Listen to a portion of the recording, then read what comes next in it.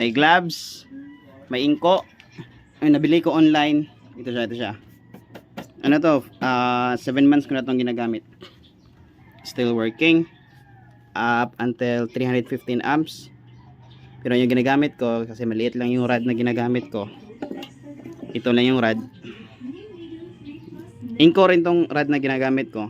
So, yung set ko nasa 110 lang. Or 87 to 110. Ang inverter na ito ay yan, check nyo lang yung specs. Yan siya. Mas gusto ko siya kasi hindi siya nagka-cut yung fire nya. Hindi nag-stop ba. Kasi na-review ko yung ibang ano, nandito yung on-off nya. On-off, inco, blower, para hindi masyadong mainit. Papunta dito, palabas dito.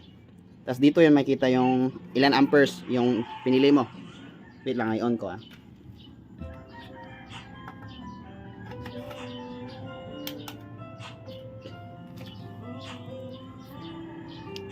I-on ko dito sa likod.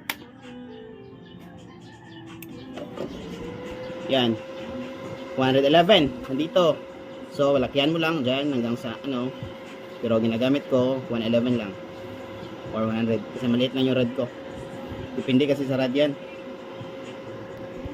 Tapos yung inclusion, pag nabili mo yan, nabili ko yan ng 3,500. Nandito yung blower niya, dito lumalabas yung hangin. Ito lumabas yung hangin dito. Yan na, rinig nyo yung ano niya. Inclusion niya, meron siyang ito, welding rod, meron siyang welding rod na set, tapos welding holder, tapos itong ano, clamp. Huwag nyo ito ilapit ha, pag naka-on na. Tapos, mayroon siyang mask ito. Ito. Ang ayaw ko nito, yun na, ilipat na yung camera.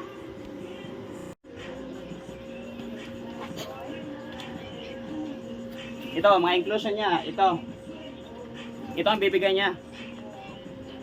Kailangan mo pa ito ipasok dito, mag-fit in siya. Ang kahirapan lang nito, kapag nahulog ko, nababasag agad. O kaya, sa mga mahirapan ka pag kailangan mo idikit yung dalawang bagay, tapos naka-hold ka dito, mahirap talaga to. So, bumili ako ng ito, mask, para sa mata. Kasi madali lang to, pag nasuot mo to, merong clear na glass. I-close mo lang. I-close mo lang pag gusto mo na mag-weld. Kaya hindi mo na kailangan mag-hold ng glass pag mag-welding ka. Kasi ito na, naka-on na siya.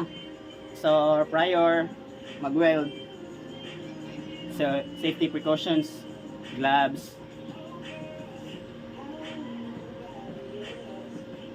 dalawang gloves.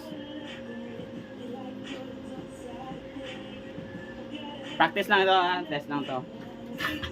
Tapos yung mga ground bar mo, flat bar.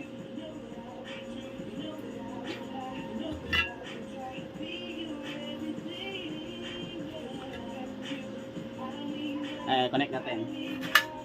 Okay na yan.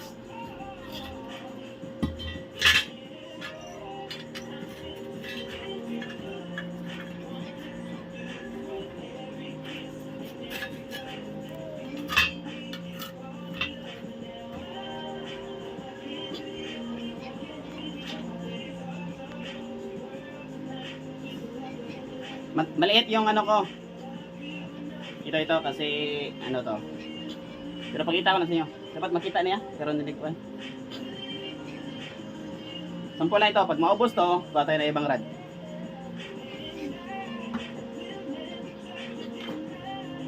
Mas para sa mata. Kasi na-try ko to, walang itong maitim, yung tawag nito. Ang sakit sa mata. Naumula yung mata ko. Kasi yung aso ng welding, sakit talaga. Yung usok pala, hindi aso. So yan lang. Ay, pundo lang Yeps, ilang ulit Yeps.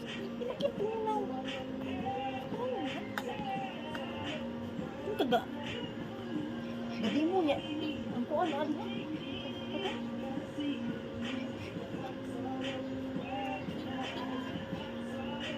Kasi ito na. Gagandahan itong ano, mask nito. Hindi mo na kailangan mag-remove. Yun lang. Iwenta rin itong dalawa.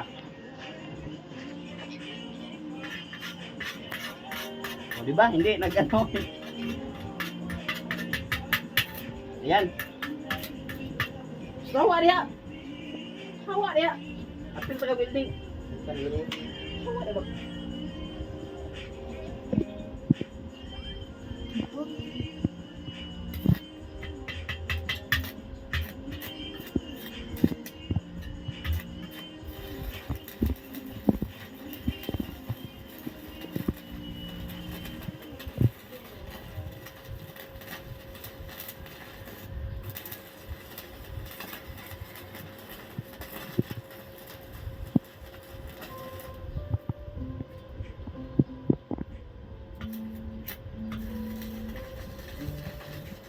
Tuy.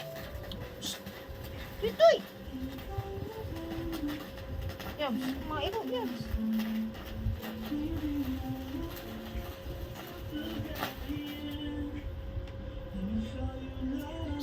Hawa mo niya. Hawa!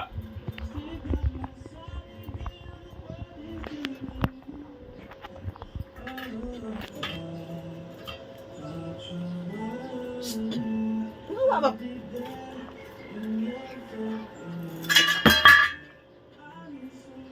Ito, maganda siya. Maganda yung outcome niya kasi hindi ano. Wait lang ah.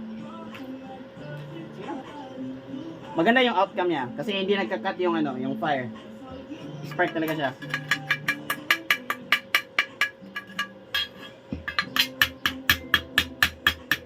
Maganda yung inko. Maliit na yung rod ko na nabili ko. Pero maganda talaga yung inko. Yung rod ko, building rod ko sa inko. Inko. Oh, bilis na ano na tunaw nung ano metal. Maganda siya, hindi talaga siya nagka-cut off. Wait lang. Ulitin ko ah.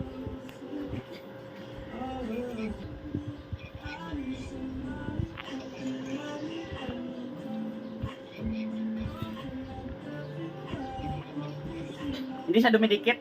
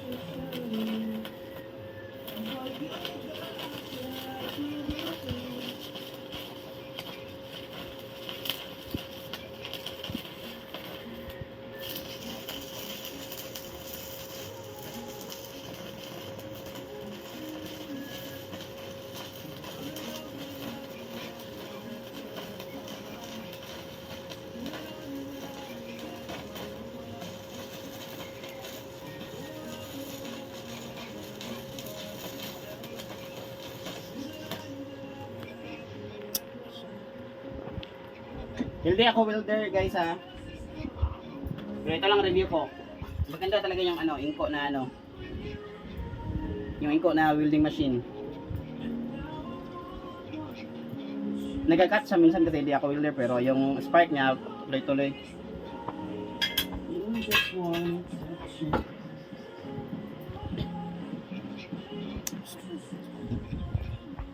Yan lang ang review ko sa ano, sa inko na to.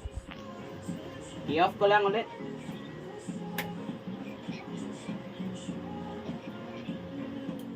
Ayan, off na siya.